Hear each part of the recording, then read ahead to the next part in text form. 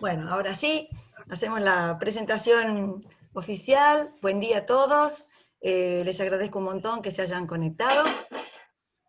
Como les decía, esta es la última clase de la unidad de almacenamiento y después quedan 2 clases más, que son las de gestión de inventario. Y entonces, en estas 11 semanas, habremos cubierto toda la parte de logística de la materia. Y después vienen 5 semanas más, que es la parte de comercialización de productos petroquímicos, a cargo del ingeniero Alejandro Destuet, que ustedes ya lo conocieron, él estuvo en las 2 clases anteriores. No sé exactamente si él va a seguir en las mismas clases, el mismo horario, pero de alguna manera esta dinámica se va a continuar y bueno, él ya se los va a anunciar. Bien. Empecemos. Vamos por los artículos. Ayer coloqué la nota del último artículo, de la última nota de esta serie Adiós al Puerto de Buenos Aires, que realmente guárdenlos esos artículos, porque son muy interesantes. Tienen muchísima información dura, muchos números. A veces es difícil encontrar, a veces hay muchas notas de opinión, pero no abundan las notas con datos, que después, por supuesto, según para qué se utilicen, hay que siempre corroborar, pero es un buen comienzo, una muy buena aproximación, tanto desde el punto de vista del transporte automotor, ferroviario, impacto ambiental, de todo el movimiento que genera los 850.000 contenedores al año que pasan por el puerto de Buenos Aires. Este último eh, comenta lo difícil, digamos, después de todo este análisis que se hizo, que es la relocalización del puerto de Buenos Aires, que es una tarea de muy a largo plazo, que es, como comentábamos recién charlando más informalmente, es una conjunción de medidas económicas, de medidas políticas, con muchísimos intereses económicos en juego, y a veces hay intereses económicos mezquinos, digamos, para decirlo de alguna manera, en donde en pos de continuar con una situación dada, no se puede a lo mejor llevar un beneficio para un beneficio más a largo plazo para el país. Pero bueno, como todo, se irá discutiendo, se irá realizando. Esperemos que las decisiones que se tomen sean las mejores para todos, ¿no? Para todo el país. Y entonces, en este último se plantea como alternativa qué hace falta para modernizar la infraestructura de las actuales instalaciones del puerto. O sea, qué haría falta para continuar incrementando, digamos, la cantidad de contenedores de importación y de exportación. Así que bueno, es una muy linda nota que dio la casualidad que fue simultánea con el curso, pero realmente yo creo que otros años la voy a seguir compartiendo porque tiene mucha información, muy, muy interesante. Un segundito, Lili. Nico, Sí, ¿podés poner en silencio, por favor? Sí. Se escucha ruido, por favor. ah, Gracias. bueno, Ahora sí, gracias perdón. Mario, no me había percatado. Bien, eh, bueno, el examen, también lo hablamos informalmente. El examen de la unidad 2, la unidad de transporte, tenía fecha límite de entrega el 5 de octubre. Bueno, yo ayer entré, cuando puse este artículo, para subir el artículo, entré a ver si ya lo habían entregado y vi que nadie lo había entregado. Así que ahí les extendí la fecha límite para el 15, que cae el 15, el jueves que viene. Tiene el fin de semana largo, entréguenlo, porque si no, lamentablemente, al que no tenga entregado el examen va a tener una nota de 0, lo cual es una pena realmente. Y el examen, la evaluación de alguna manera toca los puntos más importantes que hemos visto y es importante que lo hagan, que lo elaboren, es una especie de corolario de la unidad, es importante. Lo vamos a ver ahora.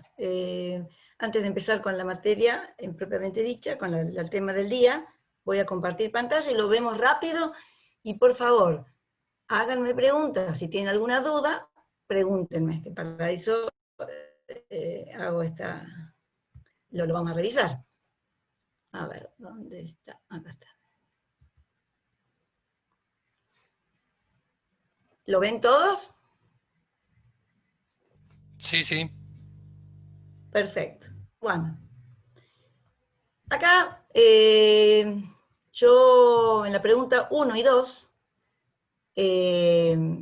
les consulto sobre ciertos temas que no toqué durante la clase, ni los expuse a propósito, para que ustedes hagan una pequeña investigación, porque son dos métodos de trabajo, de organizarse, que siguen, digamos, no están tan en boga, digamos, como en otras épocas, qué sé yo, en otras décadas estuvieron más en boga, pero siguen siendo un concepto importante en todo lo que se refiere a manufactura y métodos de producción que impactan directamente en la logística.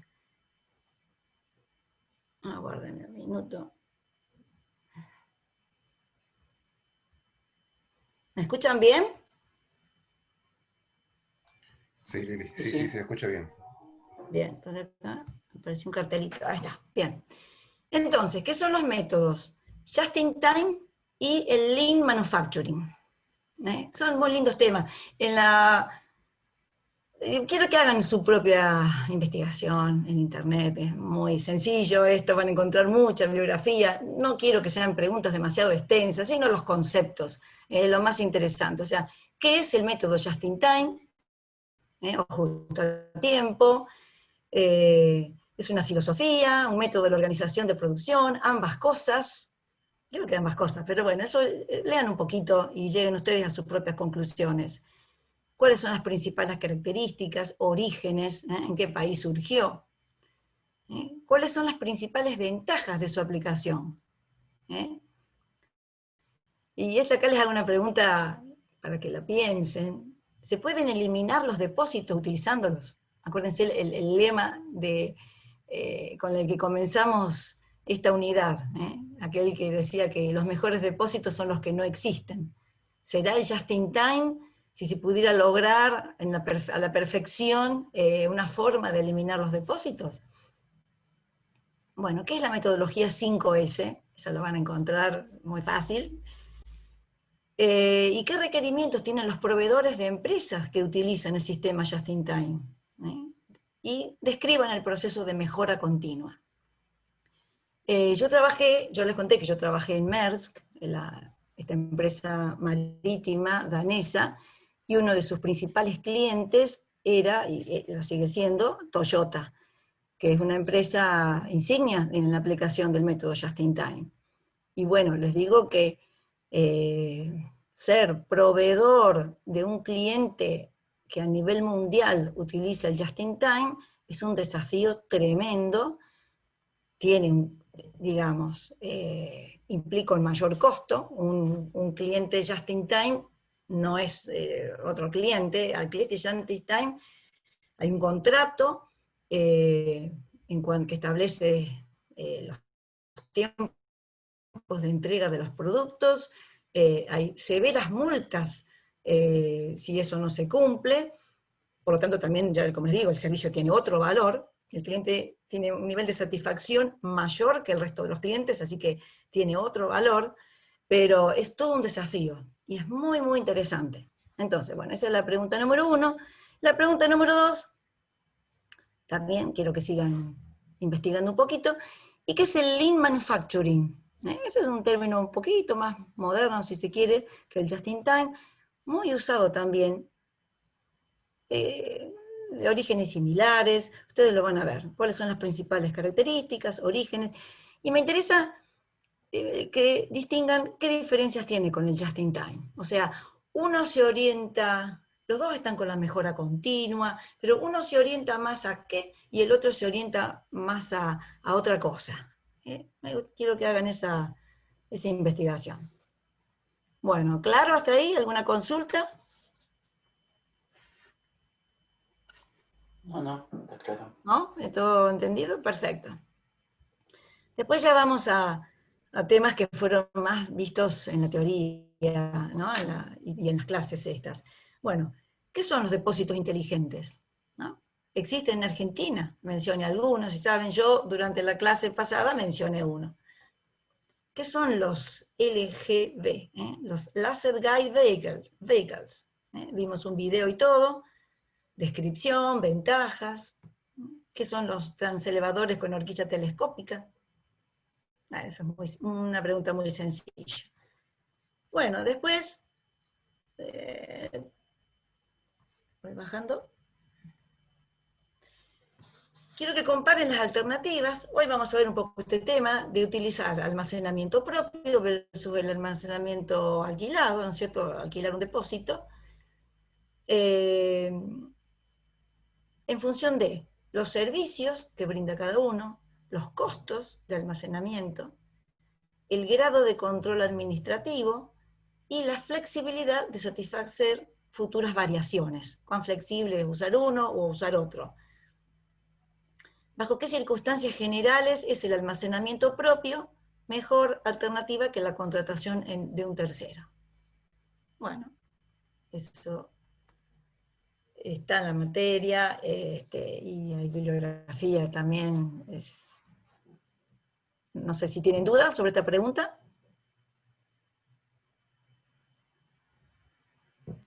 No, no, para Entiendo nada. que no, que el Estuvo silencio claro. es el no. Así que, bueno, la número 5. ¿Por qué el almacenamiento en tránsito representa una alternativa al convencional? Hoy vamos a ver esto. Dar ejemplos.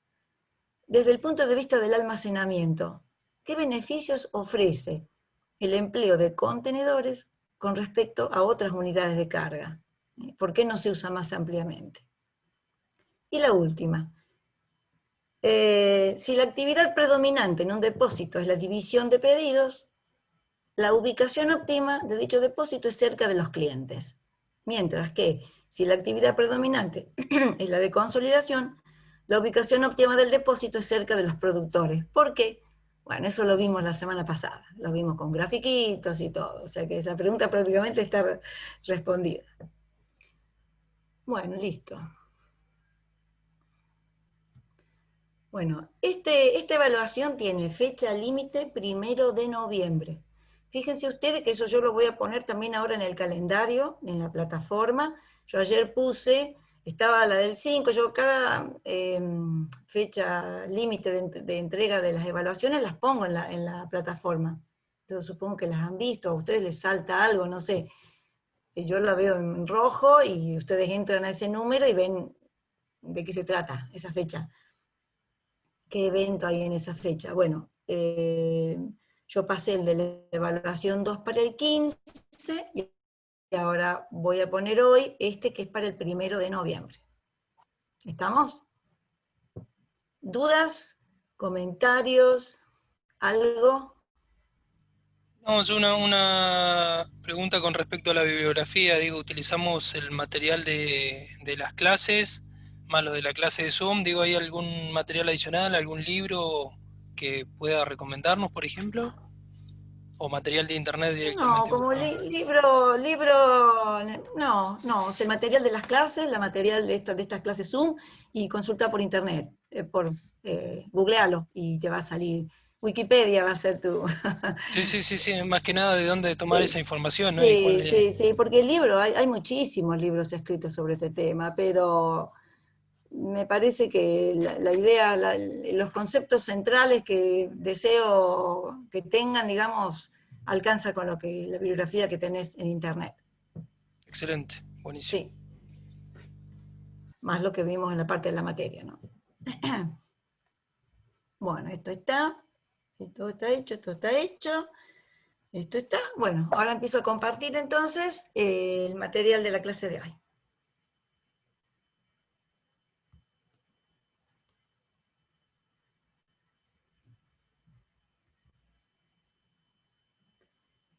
Díganme ustedes si lo ven bien. Sí, se ve bien. Va. Y acuérdense de hacerme consultas si hay algo que no queda claro. O sea, no quiero porque esta parte es bastante, es un poquito largo, a ver cómo estamos de horario, sí, no estamos bien.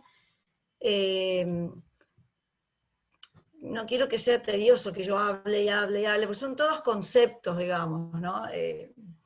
Bien. Entonces, vamos a continuar. ¿Se acuerdan que la última clase quedamos con las técnicas para mejorar la productividad de un depósito? Vimos toda la parte del benchmarking, ¿eh?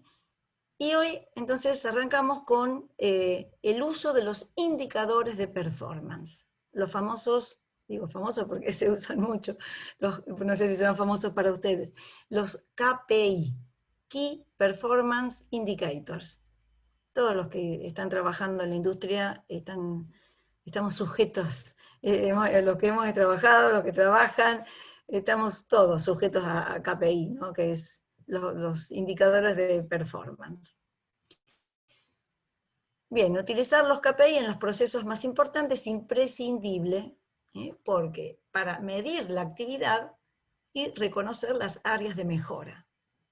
O sea, uno necesita saber cómo hace algo, cómo está, qué nivel está realizando una tarea entre lo bueno y lo malo, y cómo hacer para mejorarlo. Para eso sirven los KPI. Bueno, hay muchísimos indicadores de performance. Ustedes se imaginarán, cada industria va a tener sus propios indicadores, dependiendo de qué es lo que produzca.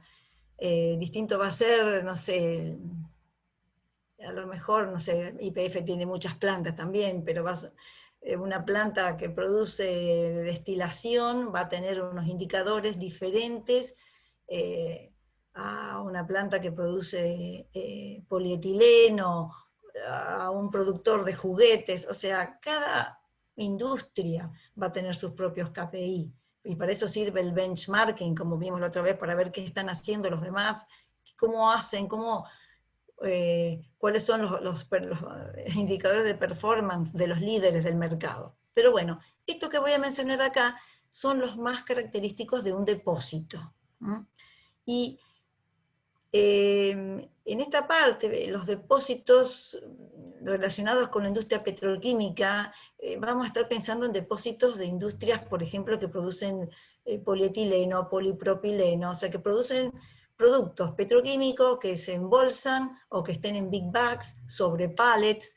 Ese es el tipo de depósito más frecuente, digamos, y más relacionado con la parte petroquímica, ¿no? Entonces, vamos a ver los indicadores. La productividad. Productividad se refiere básicamente a la productividad de la mano de obra, es decir, número de unidades, cualesquiera sean esas unidades que se produzcan, kilos, líneas, órdenes, cajas, pallets.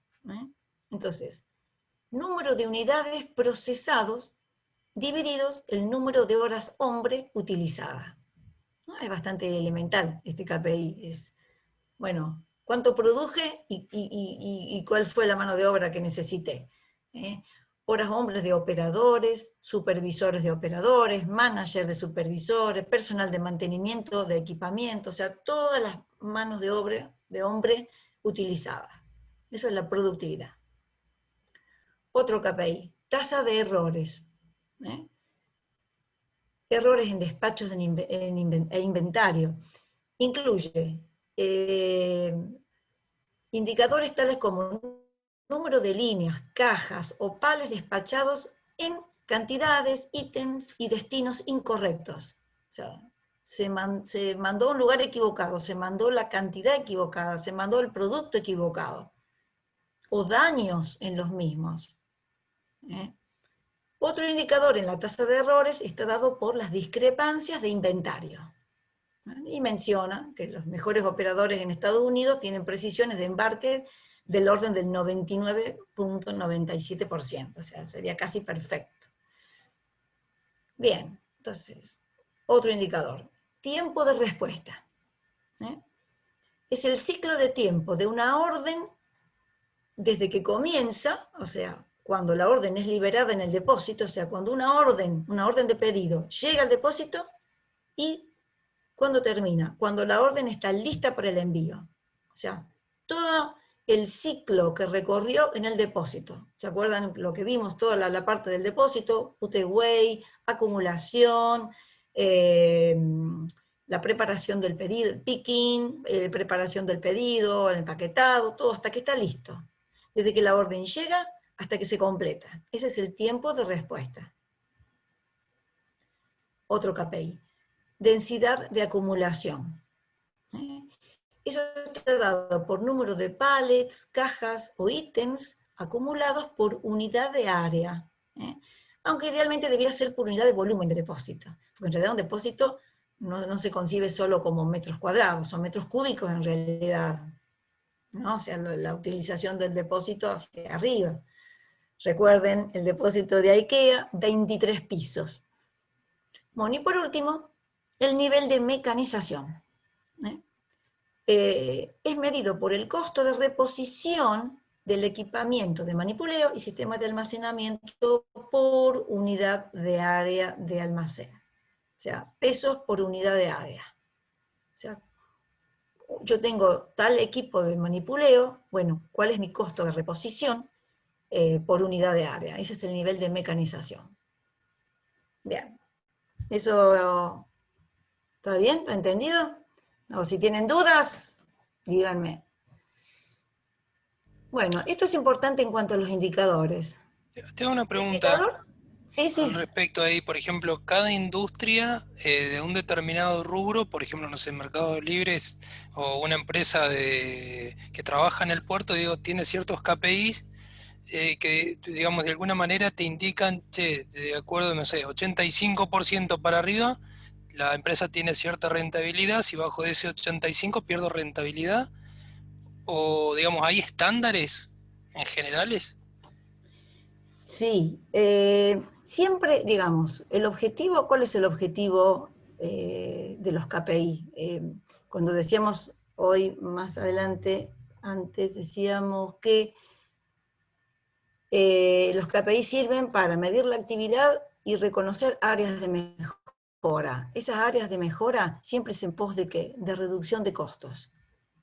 Ustedes imaginen que vamos unas clases para atrás, el almacenamiento es uno de los principales costos logísticos. Dentro del costo logístico total, el almacenamiento tiene un porcentaje muy alto de ese costo, un porcentaje importante. ¿Se acuerdan? Podía ser, dependiendo de qué empresa, entre un 20% hasta alguna un 40%. Entonces, yo soy el logístico, yo soy el gerente de logística de toda la empresa. Bueno, necesito reducir el costo de almacenamiento para reducir el costo logístico total. Entonces, ese es el objetivo el objetivo último, digamos, o el más importante de los indicadores de performance es ese, es la reducción del costo. Y hay medidas, hay estándares. Eduardo, ¿no? Preguntaste. Sí, sí, sí, bien, bien, Justamente, excelente. estos estándares, ¿quién los da estos estándares? Los líderes de la industria, de que se trate. O sea, un Mercado Libre estará buscando cómo son los KPI de un Amazon, de un Alibaba, me imagino, ¿no? O sea, en esa industria de venta online, de e-commerce, bueno, ¿cuáles son los líderes de la industria mundial? Y bueno, a ver qué KPIs tienen, cómo hacen esto, y cómo se puede mejorar acá localmente. Y así cada empresa, cada industria. ¿Sí? Bien, gracias. Una cosa importante, los KPIs, de nada, muy buena tu pregunta, y es bueno que pregunten. Los KPI, el KPI no es algo que, digamos, se decide, bueno, tal son los KPI y quedan estáticos, no, es algo absolutamente dinámico. El KPI tiene que relevarse periódicamente, o sea, todas las semanas, todos los meses, hacer consolidados anuales. Tienen que exponerse en un gráfico bien visible en la sala de operaciones del depósito, a manera de tablero de control, que permitirá el monitoreo constante de la gestión del depósito y la pronta corrección de desviaciones. Yo me acuerdo que he entrado en depósitos en donde en la sala de operaciones estaban expuestos a la vista de todos, por supuesto, los indicadores de performance, un tablero de control. Bueno, o sea, hoy estamos en la semana 41 y debiéramos haber entregado, no sé, tantas unidades y estamos más abajo, pero está todo, número de cantidad de camiones que salieron, entrada, órdenes, en fin, y todo expuesto así en gráficos diferentes, de barras, de tortas, en donde se note claro cuál era el objetivo y dónde están posicionados. ¿Mm? Y también es importante que deben figurar todos los indicadores, porque la omisión de alguno puede inferir a errores. Por ejemplo, ¿no?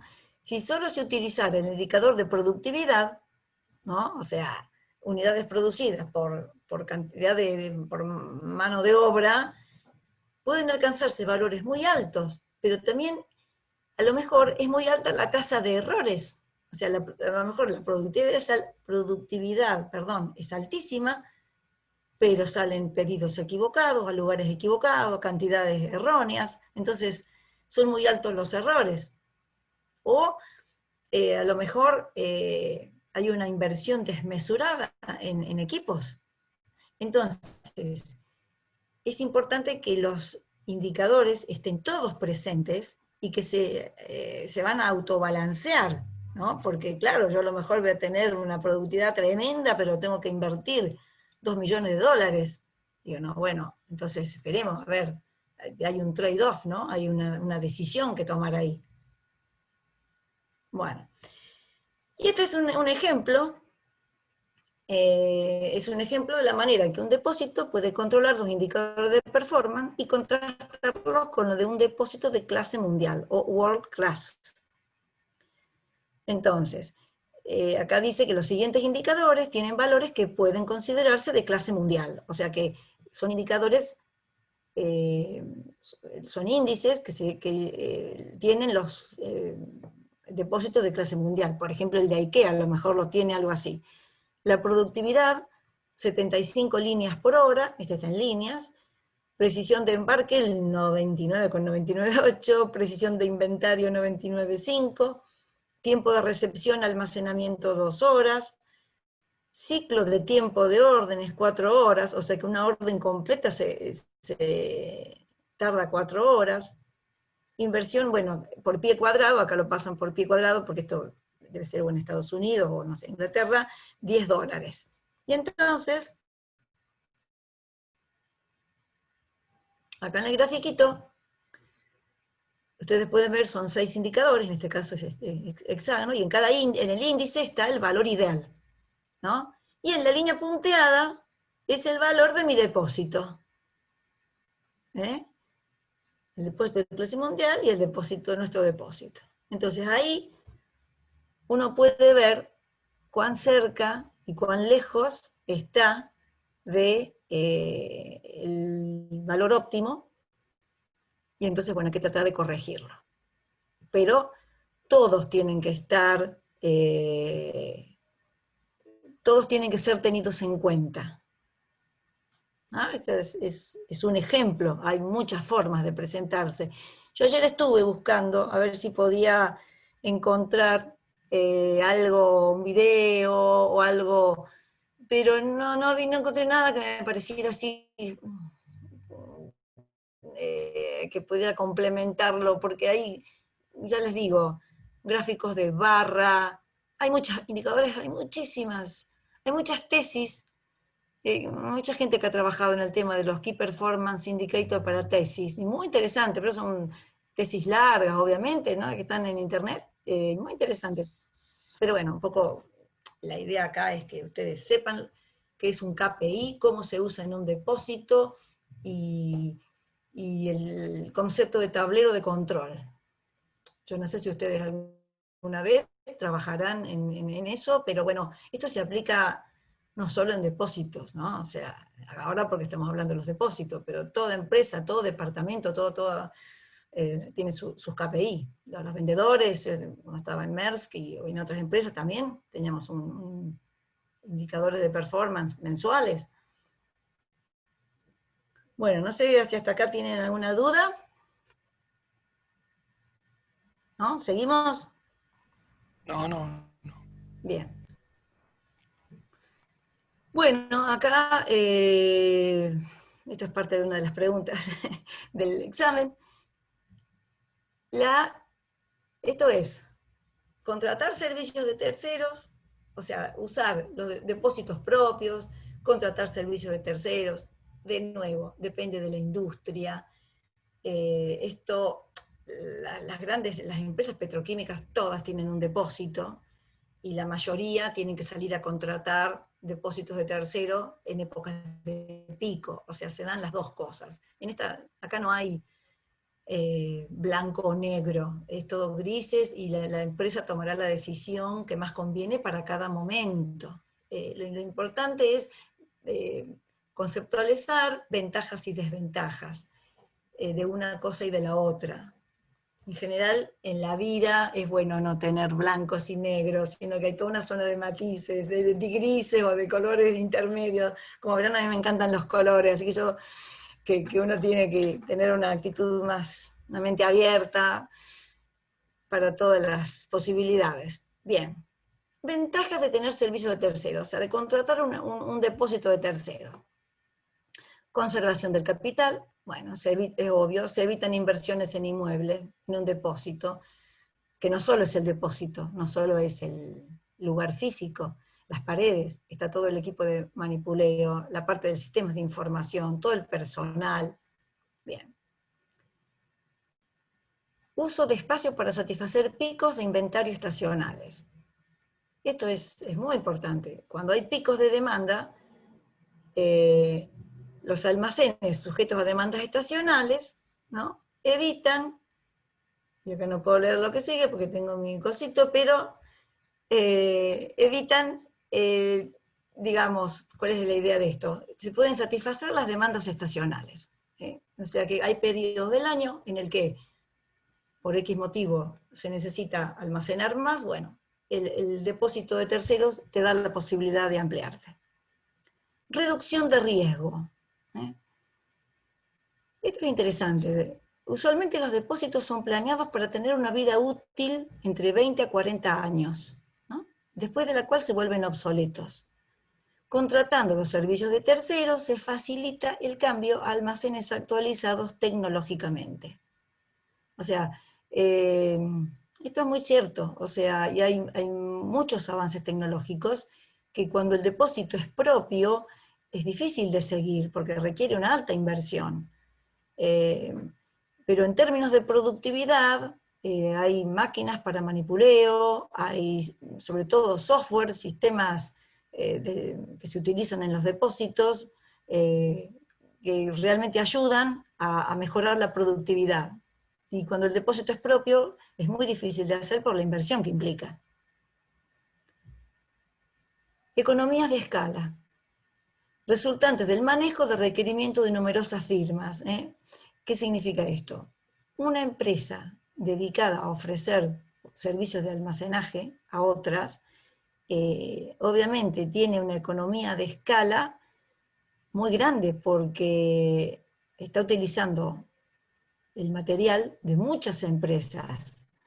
Entonces, el depósito prácticamente está siempre a niveles de ocupación altos, 90% o 80%, no sé, dependiendo de la época, dependiendo de situaciones, etcétera, etcétera, etcétera, pero siempre va a tener mayor utilización que un depósito propio, que está sujeto al propio producto que produce la empresa.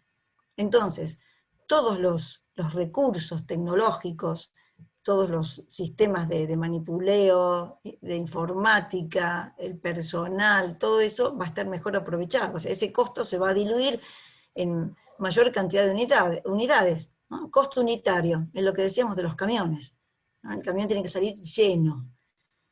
El depósito tiene que estar lleno también. Entonces acá está la economía de escala, es mejor, es más alta, por valor unitario, es más bajo el costo que el depósito propio. Flexibilidad. Bueno, en términos de facilidad para adaptarse a los cambios de localización a través del cambio de prestatario de servicios, y ausencia de necesidad de contratar fuerza laboral a medida que el volumen de negocios se incrementa. Claro, yo por ejemplo,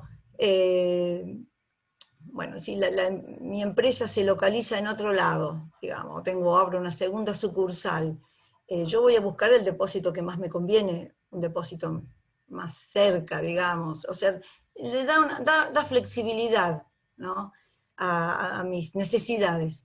Si tengo más producto, voy a usar más cantidad, si tengo menos producto, voy a usar menos cantidad, y eso implica más o menos mano de obra, o sea, no es mi problema, el problema es de quien yo le contrato el depósito. Bueno, ventajas impositivas, se evita pago de impuesto a los inmuebles. Yo creo que es de todo lo que he comentado hasta ahora, bueno, conservación de capital, por supuesto, creo que es la principal ventaja. El conocimiento exacto de los costos del almacenamiento. A veces cuando el almacén es propio, aunque parezca mentira, no se sabe exactamente los costos del almacenamiento. Cuando uno lo paga, o sea, cuando uno contrata un almacenamiento, ¿qué te cobran?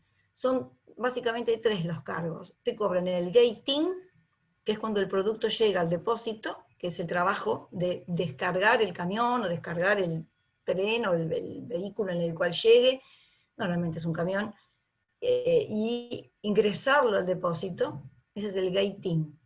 Y la tarea opuesta es el gate out. Esos son los 2 costos que cobran, más el almacenamiento en sí, propiamente dicho, que es tantos pesos por metro cuadrado, por día. Normalmente se cobra así. Hay depósitos en donde traban una relación comercial, en una relación estratégica más de largo plazo. Yo esto que le digo, gate in, gate out, y el costo por día, por metro cuadrado por día, es para cargas que eventualmente están 15 días, un mes.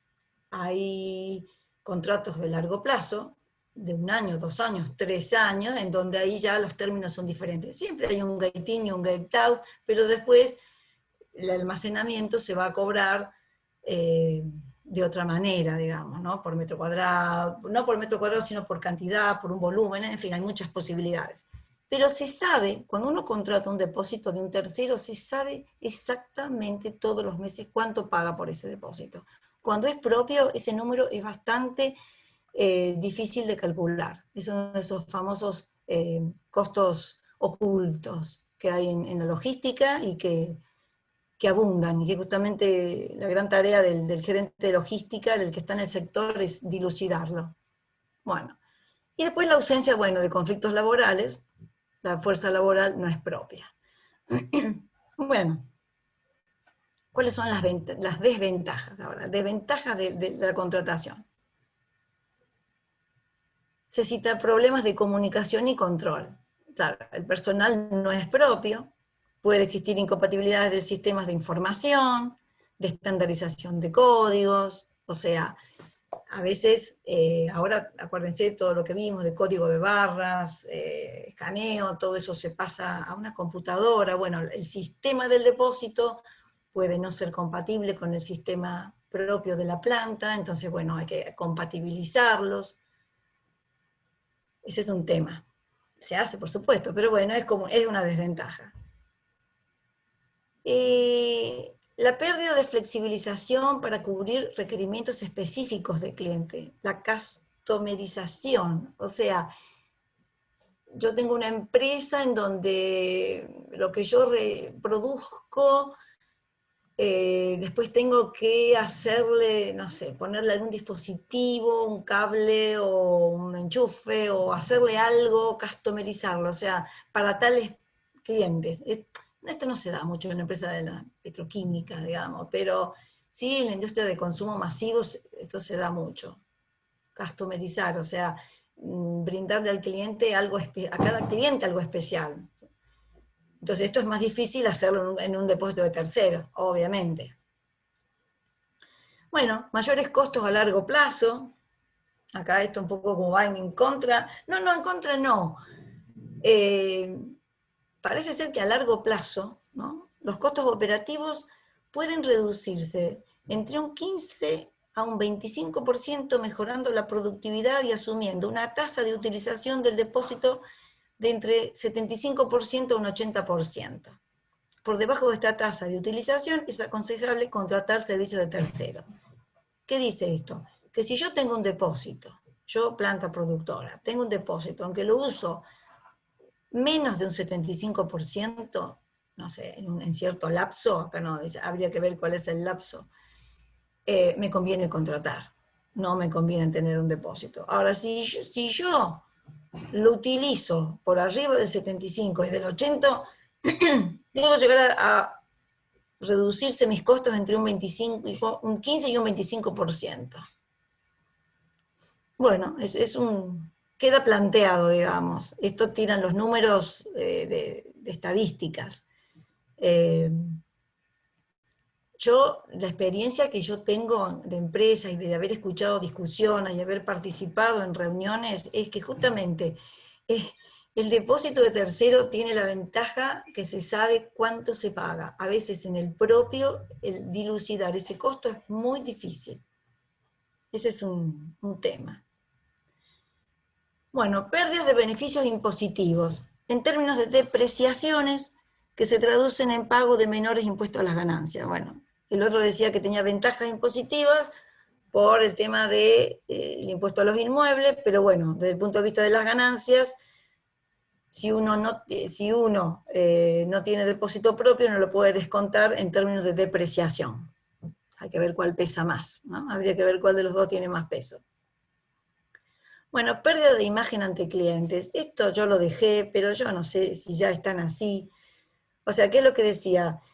En cuanto a imagen de permanencia y continuidad en el mercado, una empresa con depósito propio, personal propio y flota propia, tiene mejor imagen de empresa más segura, entre comillas, aunque la mayoría de los grandes operadores logísticos está optando por reducir sus inversiones y subcontratar depósitos y flota. El cliente no lo sabe, ya que en definitiva el cliente compró el gerenciamiento de los servicios logísticos.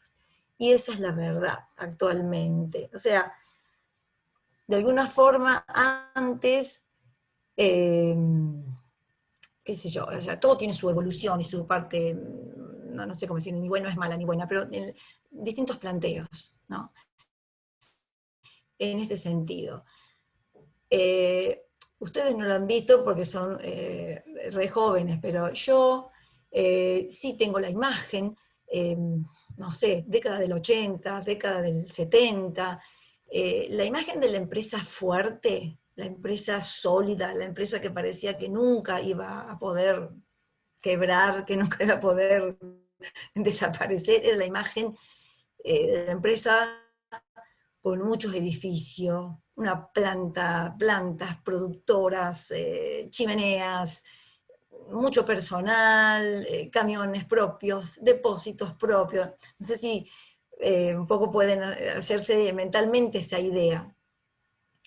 Con el tiempo y con el advenimiento de las empresas tecnológicas y el poder de la información, todo eso se ha revertido.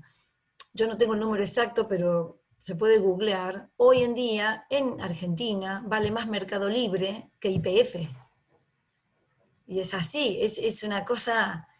Y parece mentira en el sentido que a mí me cuesta también esta idea, ¿no? Hacerme esta idea. YPF con todas sus tremendas plantas y torres de enfriamiento y mecanismos, procesos,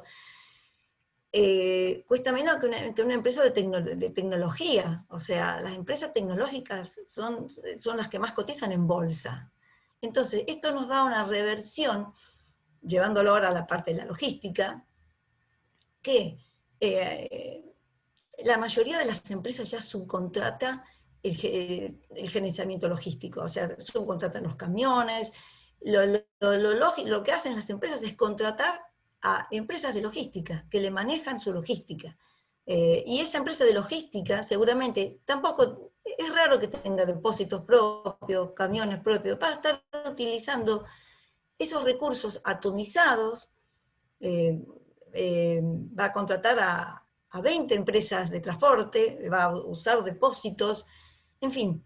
Y lo que se paga es el gerenciamiento logístico, es la simplificación del proceso, es hacerlo óptimo, lo más óptimo posible el proceso para que tenga el menor costo, ¿no? Así que lo de pérdida de imagen de clientes es medio un concepto pasado de moda. Pero es interesante analizarlo, muy interesante.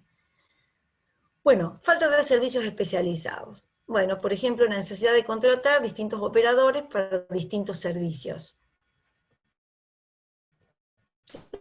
Claro, si yo tengo un depósito propio mío, tengo más flexibilidad, digamos, para hacer ciertas cosas. Pierdo flexibilidad en otras, pero tengo más flexibilidad en ciertas cosas, sobre todo servicios especializados. Bueno, falta de espacio disponible. Esto un poco se contradice con una de las anteriores que habíamos visto. Se supone que yo si tengo, a veces, ¿qué quiere decir esto? El depósito de tercero no siempre te garantiza que va a tener más espacio disponible, porque si es una época de pico, probablemente también, digamos, no hay una sola empresa que está requiriendo más espacio, sino muchas. Conclusión. La mayoría de las empresas, vamos a las empresas petroquímicas, tienen su depósito propio y en épocas de pico sale a contratar depósitos de terceros, épocas de pico, digamos, de demanda de espacio, cuando hay producción, una alta producción. Lamentablemente, en Argentina últimamente, lejos están las empresas de llegar a sus niveles de capacidad instalada, y bueno, ese problema de falta de espacio no se da. Problema que no es problema, porque significaría que hay mucha... Es un trade-off, digamos. Depende de la industria, depende de cómo se planee un proceso, pero en empresas petroquímicas la mayoría tiene su propio depósito. Y después sale a contratar cuando lo necesite. Dudas, comentarios, algo, digan algo así mientras yo tomo agua. Los terceros que brindan este servicio de depósitos, lo más común es que brinden... ¿Cómo? Perdón, que no te escuché, perdón, no te escuché la primera parte.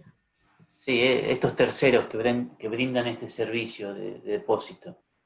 Lo más común es que brinden solo este servicio de depósito, también siempre viene atado algo de transporte. No sé si me explico. Hay operadores logísticos que brindan las dos cosas. Tienen solamente el depósito. En la zona del mercado central, por ejemplo, hay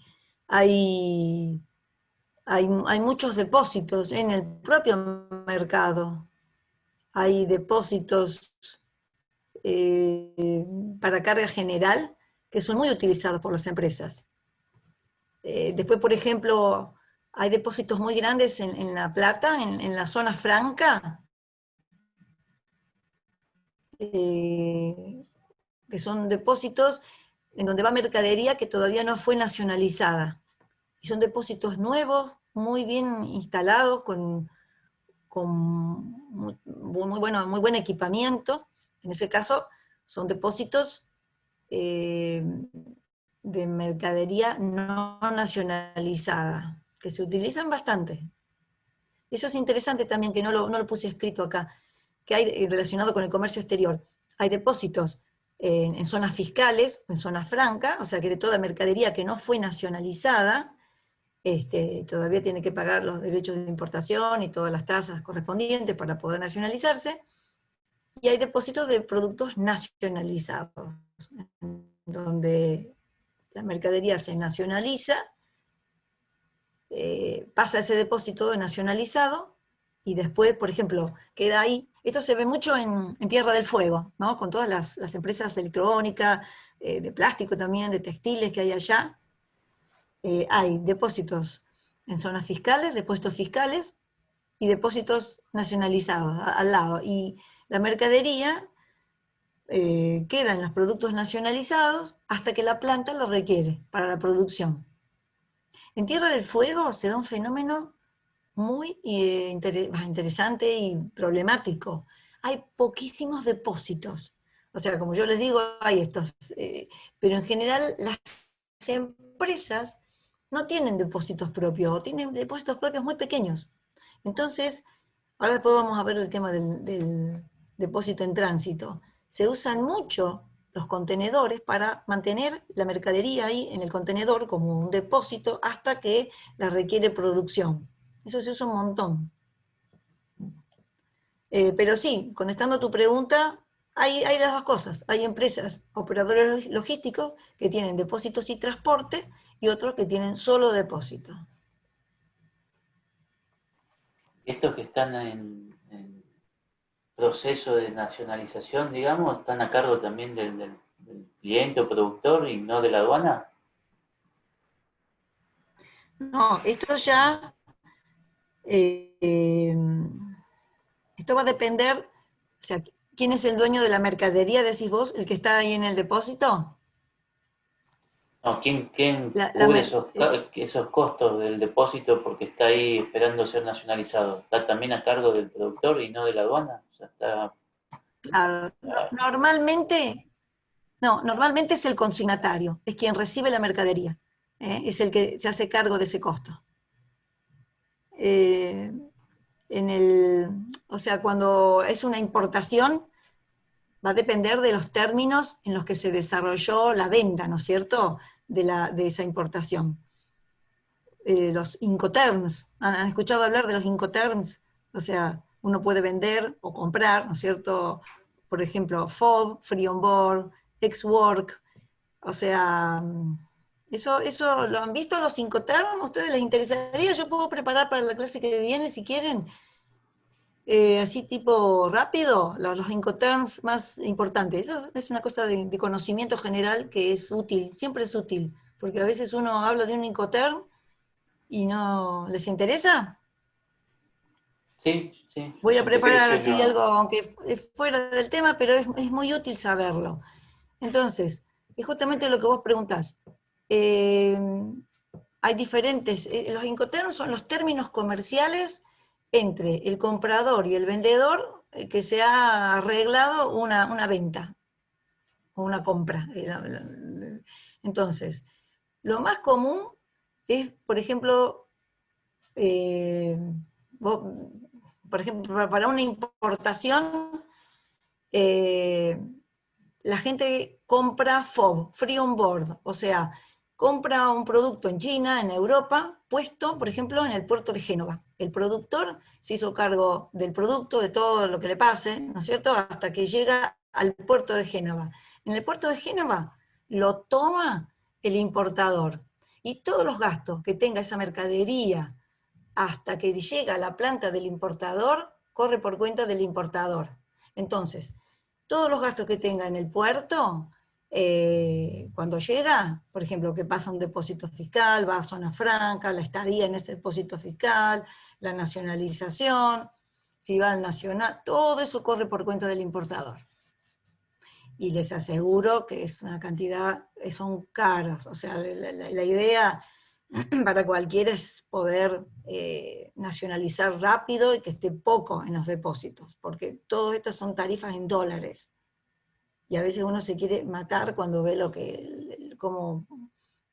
porque te cobran, no sé, X dólares por metro cuadrado por día. Entonces, pero bueno, allá en Tierra del Fuego, por eso insisto, que hay pocos depósitos, es todo un problema el tema de la coordinación también de la llegada del embarque, tratar de...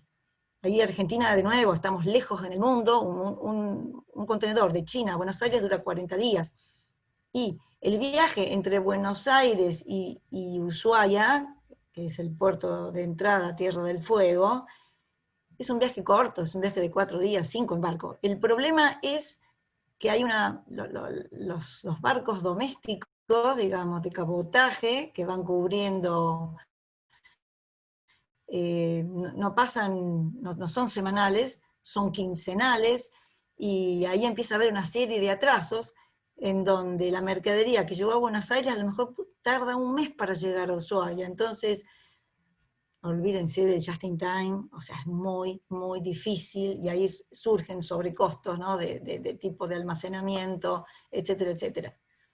Pero les voy a hacer una pequeña, así, un pantallazo de los principales Incoterms.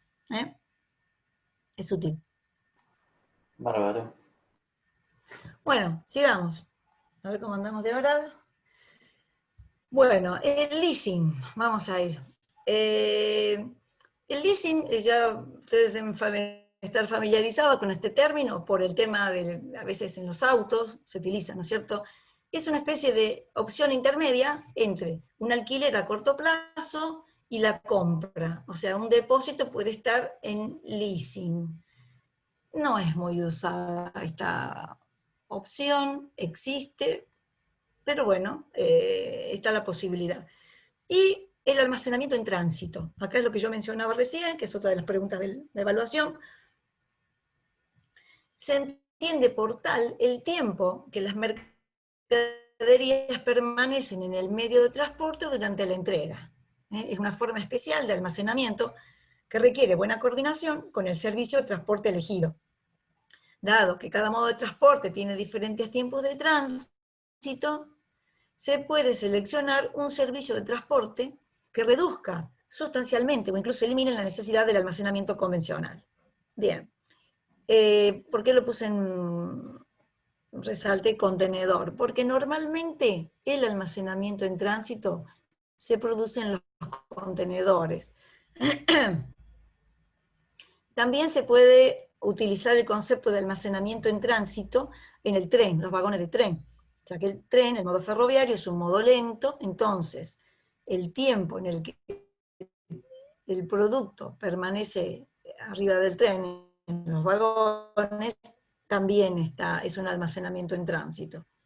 Pero en el contenedor, por ejemplo, a veces, de acuerdo a las necesidades de los clientes, o de las industrias a las que pertenecen estos clientes, yo me pongo en la situación de vendedora, pero de las empresas, hay empresas que, pudiendo optar, por ejemplo, por un tiempo de tránsito más corto, en general siempre se quiere el tiempo de tránsito más corto, pero a veces, dadas ciertas circunstancias, se da que prefieren un tiempo de tránsito más largo para ajustarse a ciertos requerimientos propios. O sea, en una época de mucha demanda, toda la carga que venía de China,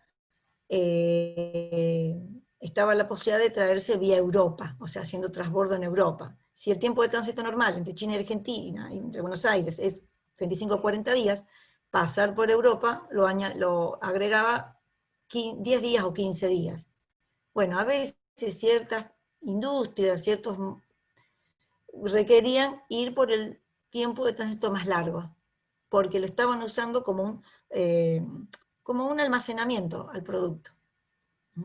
Después, ustedes saben que en el modo marítimo, en la parte de la importación, hay un factor, digamos, que casi es tan importante como el precio, y que es el free time, o el tiempo libre. El tiempo libre, ¿qué es el free time o el tiempo libre? Es el tiempo que tiene la empresa para devolver el contenedor lleno. A devolver el contenedor vacío. O sea, el free time, ¿cómo se cuenta? Se cuenta desde el día que el contenedor llegó, bajó al puerto, el contenedor toca el piso, hasta lleno, por supuesto, hasta el día que se devuelve vacío. O sea, ese contenedor lo sacan, se nacionaliza la mercadería, va al depósito del cliente y se devuelve vacío. Bueno, ese recorrido, ese round trip, se llama free time o tiempo libre. Bueno, las empresas requieren el mayor cantidad, el tiempo libre estándar de un contenedor son 7 días. Eso es el estándar. Pero bueno, después la empresa, dependiendo de la carga, dependiendo del volumen del cliente, les puede dar 15 días, 21 días, hasta 30 días. En Ushuaia, por ejemplo, se requieren 45 días, lo cual para la empresa marítima es bastante un perjuicio, porque así como un auto, un camión, tiene que estar permanentemente rodando, un contenedor también. Y las empresas marítimas tienen un KPI de justamente las rotaciones del contenedor en el mes, la cantidad de viajes en el mes, o sea, el contenedor tiene que estar permanentemente andando, entonces si le dan muchos días libres en un determinado país, baja la productividad de ese contenedor. Entonces ahí también hay un trade-off, ¿no? Bien, ese es el almacenamiento en tránsito. Bueno, lo que viene ahora, a ver cómo estamos, sí, no estamos tan mal. Seguimos con las operaciones para mejorar para mejorar los KPI, para mejorar la productividad, mejor dicho, la performance de un depósito. Y una de ellas es la simplificación. Bien. El principal propósito de la simplificación de las operaciones de almacenamiento es el mejoramiento de la función de picking. Acuérdense, el picking de la orden. El picking es elegir los productos para completar la orden. Y ahí es donde se encuentra concentrada la mayor parte de los costos operativos de un almacén. Entonces acá hay un grafiquito que muestran que dentro del depósito el 15% de los costos es el despacho, el 55% el picking, el 15% la acumulación y la recepción el otro 15%. ¿Cómo se baja o qué operaciones o procesos pueden hacerse para simplificar? Bueno, esto lo vimos ya el otro día, el envío directo, el cross-docking. ¿Se acuerdan? Que era pasar directamente, ¿no? Se refiere a la utilización de la alternativa de embarcar el producto directamente desde la fuente de suministro al cliente, sin pasar siquiera por el depósito, el envío directo.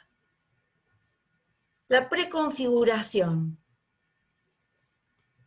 Siempre es aconsejable manipular una unidad de carga completa a una parcial.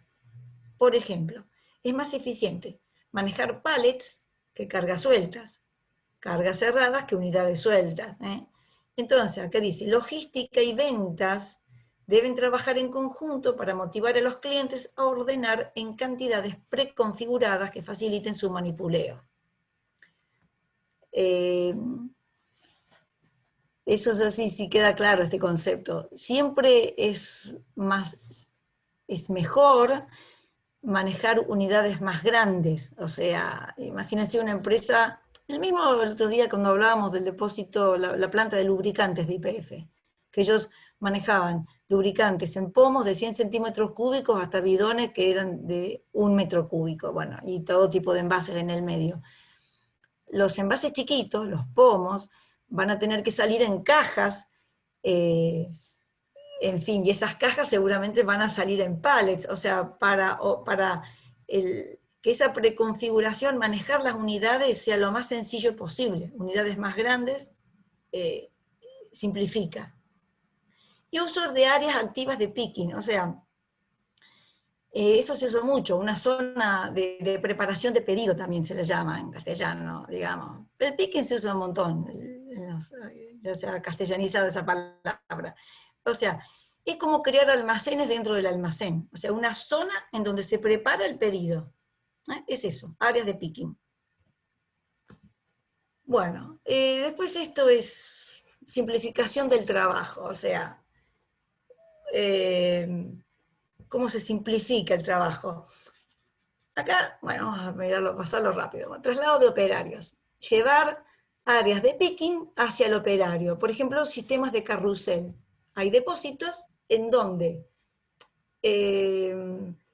los productos van que tienen para preparar la orden, van en un carrusel y los operarios lo eligen de ese carrusel, que puede ser a veces hasta cilíndrico, ¿no?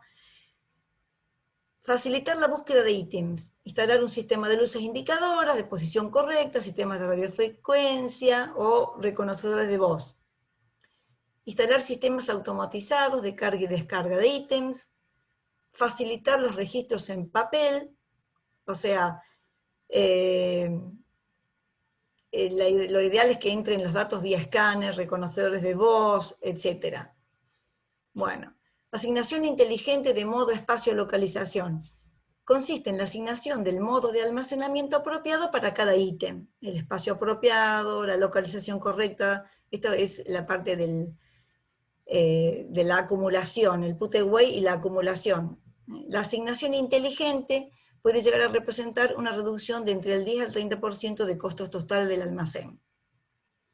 Esta palabra, el batching, esto es interesante, sobre todo vamos a ver rapidito esto de los bucket brigades. ¿Qué es el batching? Es agrupar de una manera particular la forma en que se realiza la función de picking, ¿no? Entonces habla de que hay 4 formas básicas: un operario que completa una orden por vez, un operario que completa varias órdenes en un tour. La orden es completada a través de varios operarios, cada uno asignado a una zona de picking. Cuando uno termina el picking en su zona, pasa la orden del otro operario y así hasta que se completa. Es secuencial.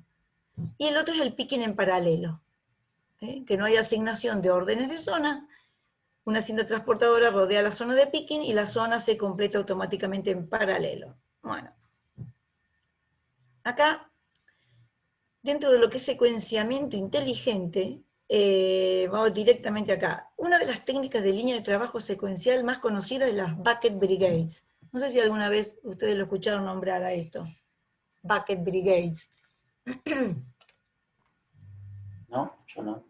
No, tampoco. Es muy interesante porque bucket brigades, ¿no? Es una forma de organizar a trabajadores en una línea de proceso de tal manera que la línea se autobalancea.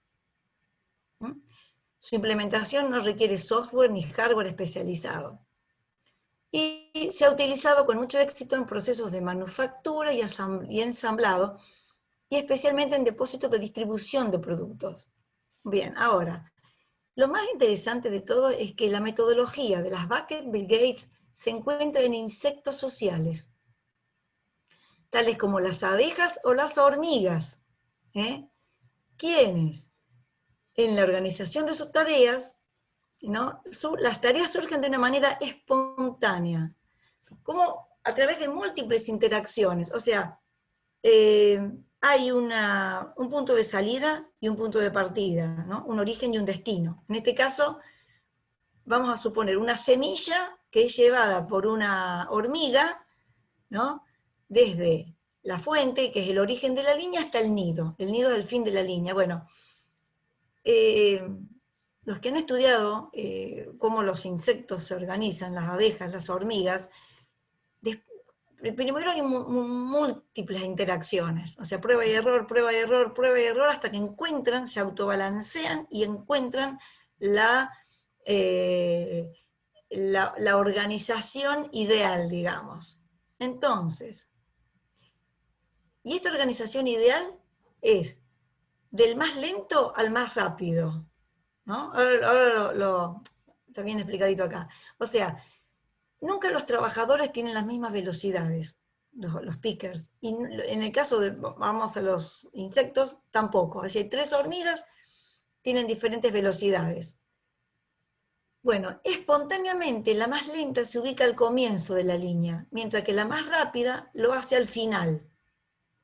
O sea, acá esta es la más rápida y esta es la más lenta. La operación de las bucket brigade es simple. Cada trabajador intenta completar su trabajo totalmente. Ahora, cuando el último trabajador de la línea termina su producto, o sea, sería acá el número 3, que puede ser complicar el piqueo de una orden, lo entrega y camina hacia el comienzo de la línea, va hacia donde está el 1, para tomar el trabajo de su predecesor y así sucesivamente, hasta entregar el producto. Entonces, el primer trabajador, el 1, va hacia atrás y comienza un nuevo producto o trabajo. O sea, los trabajadores tienen distintas velocidades de realizar las tareas y pueden comenzar en cualquier orden, lejos del balance, pero luego de un tiempo, espontáneamente, se ubicarán de la manera óptima y la manera óptima es desde el más lento al más rápido. Y de esa manera la velocidad de la línea será maximizada. Y esto tiene hay toda una elaboración matemática súper larga, que no tiene sentido ponerla acá, ¿no es cierto? Pero sí, cuando la línea se autobalancea del más lento al más rápido, la velocidad o tasa de picking, ¿a qué converge? La velocidad de la línea, la tasa de picking, es la suma de las velocidades de los distintos trabajadores. B1, B2, etcétera, son las velocidades de los trabajadores, que se expresan generalmente en fracciones de tiempo estándar de lo que demanda hacer el picking de una unidad. Y se probó matemáticamente que cuando la secuencia de los trabajadores inversa, al revés, o sea, el más rápido va primero, hay una congestión de trabajo. Y la velocidad de la línea está dada por el trabajador más lento. O sea que la velocidad, la tasa de picking va a ser igual a n, que n es el número de pickers, de trabajadores, por VI, y VI es la del trabajador más lento. Bueno, después dice que se recomienda que integrar cuando uno hace una línea usando este método de batching, de bucket brigades, que vaya entre 3 y 8. Ventajas, dice que la línea el autobalance es espontáneo y continuo, mejoras en picking, en algunos casos hasta el 30% sobre valores promedios históricos, no requiere inversiones en equipamiento, sistemas de control, cambios de layout, mayor productividad, trabajo en equipo de los operarios, fácil y rápida implementación. Esto me encanta, porque acá los seres humanos estamos copiando, digamos, algo que se da en la naturaleza, naturalmente, y es muy maravilloso. A mí, no sé, a mí siempre, cuando yo veo trabajar las hormigas, a mí me fascina. Yo trato de no pisar una sola hormiga, y menos cuando va cargada, no sé, pobres mis. A veces cuando la veo, yo tengo un balcón, vivo en un departamento, lamentablemente tengo que matarlas para que no me coman las plantas, pero me cuesta horrores. Realmente, cuando yo veo las hormigas en un caminito, siempre paso por arriba, no las toco, porque es tan fantástico, primero el peso que llevan, a veces que la supera varias veces su propio peso, y después de cómo están organizadas, la manera tan inteligente en la que trabajan, que bueno, es una maravilla en ese sentido. Sigamos. ¿Dudas de esto? No, ninguna. Estuvo claro. Bueno, sigamos con la mecanización. Esto ya un poquito ya lo vimos en la clase pasada. O sea, la mecanización es todos los equipos de manipuleo que tiene un depósito. Lo que acá comenta es que la mecanización debiera ser analizada luego de haber identificado las causas raíces de los problemas operacionales del almacén, análisis de benchmarking, índice de performance, simplificación de operaciones. La mecanización es considerada en esta última etapa debido a que los sistemas mecanizados son complejos, costosos y reducen flexibilidad. Claro, porque una vez que uno se decide por un cierto tipo de equipamiento, después es difícil cambiar, ¿no es cierto? Porque la mecanización significa inversiones que tienen que justificarse. Bien. Entonces, principales sistemas de almacenamiento y manipuleo de pallets. Bueno, el pallet, esto, conocimiento general, me imagino que todos lo han sentido nombrar, todos los han visto, ¿no? Es una tarima de madera sobre la cual se coloca la carga, que pueden ser cajas, bolsas, los big bags, cubierta por un film de polietileno termocontraíble o sunchada. El pallet constituye una unidad de carga, ¿no? Y realmente el pallet simplificó y aumentó la productividad de los depósitos un montón, de la carga y la descarga. O sea, imagínense, ahora para ustedes es lo normal ver los autoelevadores llevando los pallets, pero de alguna manera los depósitos antes eran bolsas, ¿no? Todo se manejaba con bolsas que se descargaban a mano. O sea, es tremendo cómo cambió, cómo al aumentarse las unidades de carga, ¿no? Así como que dijimos que el contenedor fue una revolución en todo lo que es el movimiento de mercadería, el pallet entre países, ¿no es cierto?, en el comercio internacional, el pallet también fue una revolución. Ubicar las bolsas arriba de un pallet y ponerle un termocontraíble fue una revolución. Aumentar la unidad de carga. Disminuyen los costos, disminuyen los tiempos de carga y descarga. Bueno, ¿cuáles son los tamaños de pallet más usados? Hay dos. El pallet Arloc, que es el nuestro, o sea, eso se usa internamente en el país. Saben que Arloc es la Asociación Argentina de Logística Empresaria, es el pallet de 1 por 1,20. Y el Europallet, todo lo que es exportaciones o lo que viene de importación viene en el Europallet. El 1,20 por 0,80. Esos son los dos tamaños de pallet que más se utilizan. Bien. Bueno, ¿cómo se almacenan los pallets? Los pallets entonces se pueden apilar sobre el piso de un depósito, en filas, que pueden ser de 2 a 10 pallets de profundidad. Dependiendo del peso y la estabilidad de los pallets, las pilas pueden variar de 2 pallets de altura hasta alturas determinadas, ¿no?, por el límite de seguridad, equilibrio de pila. Hay que ver cuánto resiste, qué material hay en el pallet y cuánto resiste el apilamiento. A veces se usa un término, esto es interesante para que, si alguna vez alguien les dice qué es el apilamiento en caballetes de pallets, ustedes sepan qué es un apilamiento en caballete. Es poner un pallet sobre otros dos, o sea, en la base hay 2, y arriba hay 1. Entonces hay una mejor distribución del peso. Eso es el apilamiento en caballete. Bueno, algo habíamos visto ya de esto, las estructuras, ¿no?, las estanterías, los racks. Cuando los pallets no pueden ser apilados, se utilizan, esto es sumamente frecuente, ¿no es cierto?, las estanterías o los racks.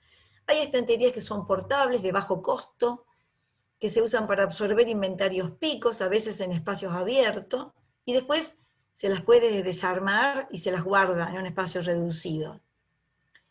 Después están las estanterías de profundidad simple, que ya son fijas, y pueden apilarse pallets de diferente tamaño. Obviamente los autoelevadores van entre los pasillos, ¿no es cierto? Y están las de profundidad simple, que tienen 2 pallets, y las de profundidad doble, en donde se pueden colocar hasta 4 pallets, y obviamente las de profundidad doble requieren menor espacio de pasillos, pero también los sistemas de manipuleo tienen que ser un poquito más sofisticados. Bueno, para retirar pallets, los 2 grandes sistemas que se usa para pallets, y estas 2 palabras las encuentran mucho en un depósito, los 2 métodos, el FIFO y el LIFO. El FIFO, first in, first out. El primero que entra, el primero que sale. LIFO, last in, first out. El último que entra es el primero que sale. Dependiendo del depósito, dependiendo del producto, de la industria, se usa una u otra. En general, la más usada es el FIFO. Bueno, de esto, o sea, lo más interesante es que hay estanterías o racks que se cargan por un extremo y se descargan por el otro. Es como que en la anterior, por ejemplo, se cargan, ustedes ven mi cursor, ¿no? ¿Sí? Sí, se ve. Bueno, se carga, por ejemplo, de este lado, y de este lado solo se descarga. Y acá hay una cinta con rodillos que los pallets van rodando. Es un rack más sofisticado, una especie de cinta transportadora. Es una estantería que la llaman pallet flow rack. Y son más costosas, por supuesto, pero permiten una buena utilización del espacio. Acuérdense que yo les dije que un depósito no tiene que ser considerado metros cuadrados, sino metros cúbicos, todo lo que se puede colocar en altura. Bien. sistemas de manipuleo de palets, autoelevadores, hay un montón. Ya en la clase pasada estuvimos hablando de los que para mí me dejó tan impresionada mirarlo, y vimos el videíto y todo, de los LGC, LGD, Laser Guide Vehicles, que son los inteligentes, no los maneja ningún operador. Y estas son unas fotos de autoelevadores tradicionales, digamos. Este es interesante, digamos, porque son los turret tracks, que, digamos, justamente para depósitos de altura, en donde tiene que colocarse en altura. Entonces imagínense que autoelevadores hay súper simples, ¿no es cierto? Y después están los que yo les comenté de otros días, ¿no es cierto? Los transelevadores con horquillas telescópicas, tienen uñas, donde se levantan. Los operadores tienen cámaras, hay cámaras, por supuesto, para poder exactamente ver la posición. En fin, son muy complejos, y los operadores que los manejan tienen que recibir una muy buena capacitación.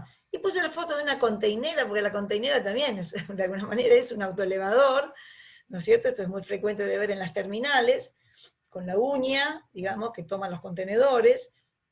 Y son unos aparatos tecnológicamente muy interesantes, porque para levantar, imagínense que un contenedor puede tener hasta 28 toneladas entre carga y el contenedor en sí, y tiene que tener todo un sistema de contrapeso que lo haga sustentable, ¿no? Una containera, o sea, tecnológicamente son muy interesantes.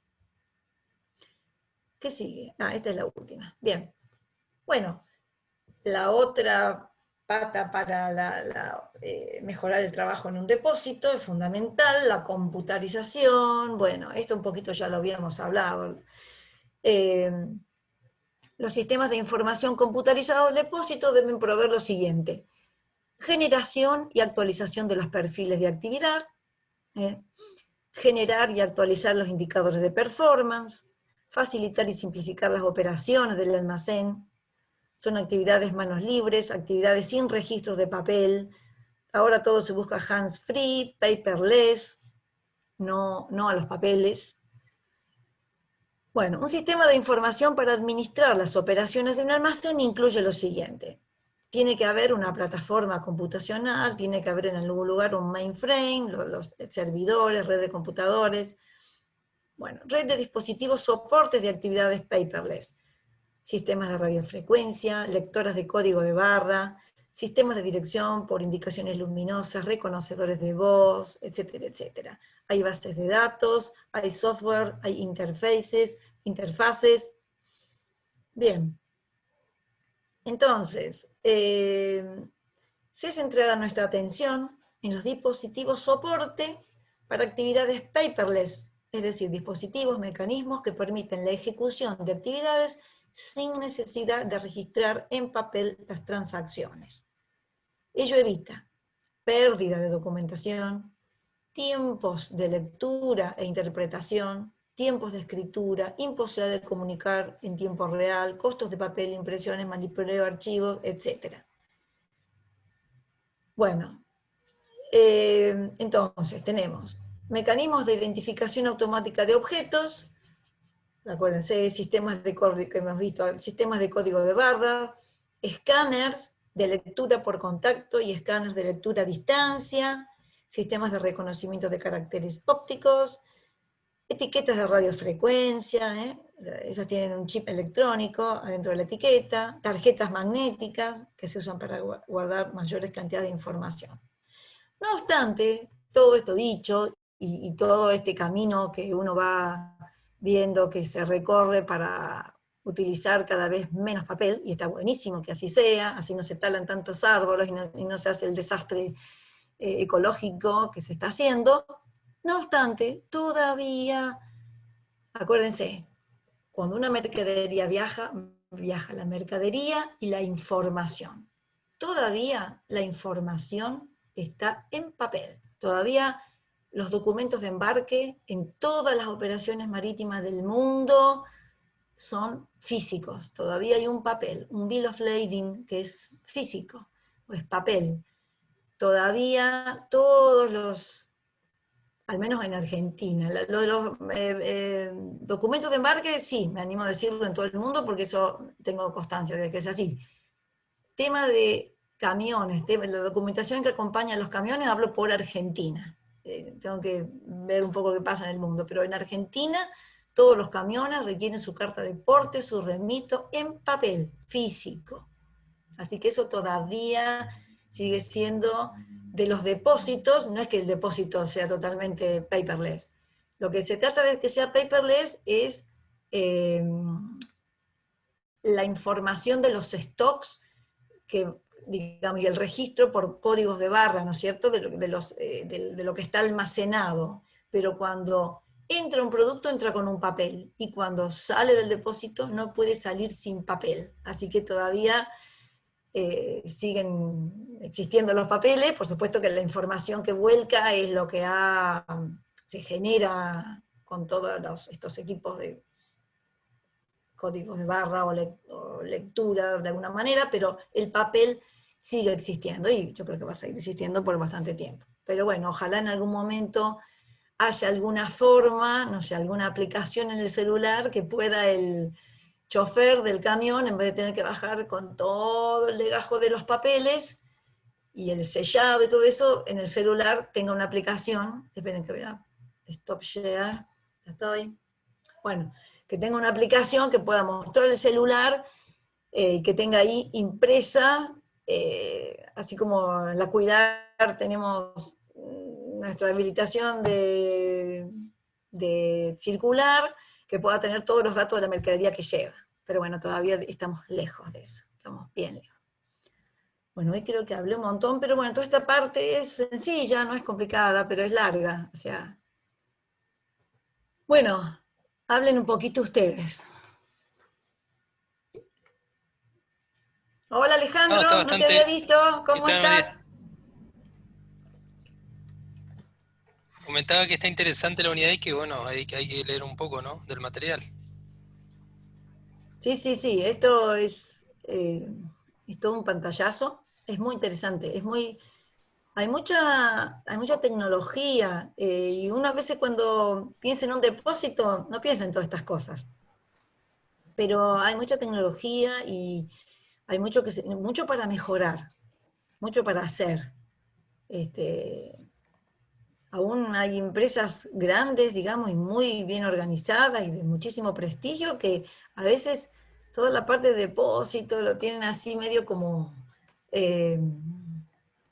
no digo abandonado, pero a lo mejor se usan técnicas y sistemas de hace muchos años. Y en el mundo hay cosas nuevas que permitirían mayor productividad, mayor servicio mayor calidad en el servicio al cliente, reducción de costos. Pero casi siempre, a veces las reducciones de costos implican una inversión en tecnología nueva, o sea, hay que renovarse tecnológicamente, y eso es una inversión inicial, que después se recupera, ¿no? Obvio, con creces. Pero bueno, a veces la situación coyuntural es tan apretada en el corto plazo que a veces hay cuestiones de supervivencia que impiden esa visión un poquito más mediano plazo. Eso siempre nuestro país está como, yo lo que veo es, ¿no?, en esa encrucijada, ¿no?, de poder sobrevivir en cierta manera en las empresas. Y entonces falta esa posibilidad de mirar un poco para adelante. Nicolás, Matías, no sé, ¿algún comentario? No, particularmente me pareció bastante interesante la unidad, está buena.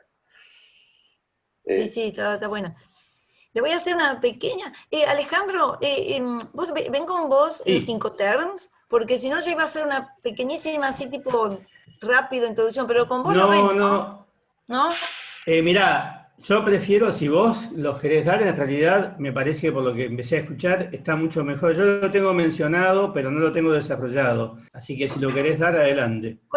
Sí, lo voy a preparar así, en 2 diapositivas, una cosa corta y los más Porque importantes, los más igual lo usados. vuelven Porque a tener mencionado. O sea que es una cosa que efectivamente, pero vos me parece que te estuve escuchando y me gustó. Así que si querés hacerlo, desarrollarlo, sí, bien. sí, No es muy lo largo, hago. En una época pero lo hacía, después lo saqué, pero es yo le llamo cultura general.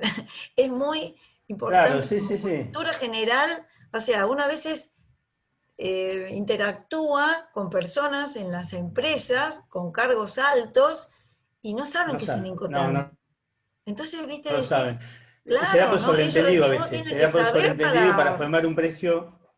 Bueno, eso me claro, viene bien y podemos seguirla porque para formar un precio no es lo mismo cualquier Incoterm. No solo, bueno, para eso y para otras cosas, ¿no? Pero bueno, por ejemplo, para formar el precio tampoco. Cuando se habla de claro, precios y no se habla del Incoterm, no se sabe lo que se está hablando, por claro. ejemplo. ¿No? No, Bueno, no, así que sí, no, los más importantes, porque hay un montón, pero vamos a ver los más importantes, es como una sí, parte de la cultura general.